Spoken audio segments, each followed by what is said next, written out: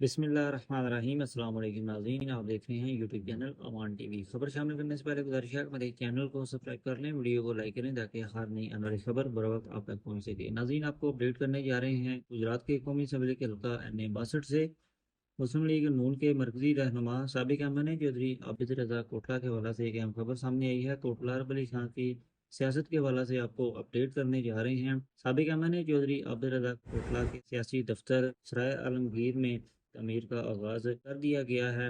چودھری عابد رضا کوٹلہ کی جانب سے آج سے چند ماہ پہلے سرائے عالمگیر میں سیاسی دفتر کے قیام کا فیصلہ کیا گیا تھا اور اب اس کا باقاعدہ جو تعمیر کا کام ہے وہ شروع کر دیا گیا ہے۔ اور گزشتہ دنوں چودھری عابد رضا کوٹلہ نے اپنے سیاسی رفقا کے ہمراہ اس ڈیرہ کا وزٹ کیا اور تعمیراتی کام کا جائزہ لیا۔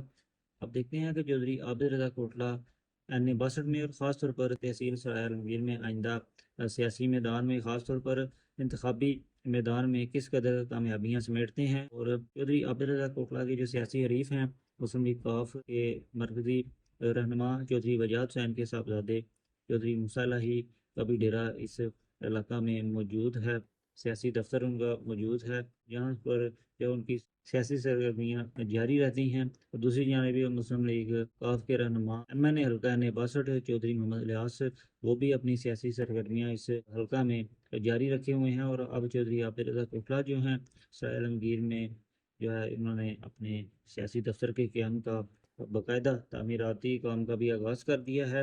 اپنی رائے سے کمنٹ باکس میں ضرور آگاہ کیجیے گا کہ چودھری عابد رضا کوٹلہ کا یہ فیصلہ کس قدر کامیاب ثابت ہو سکتا ہے ان کے سیاسی سفر کے حوالے سے۔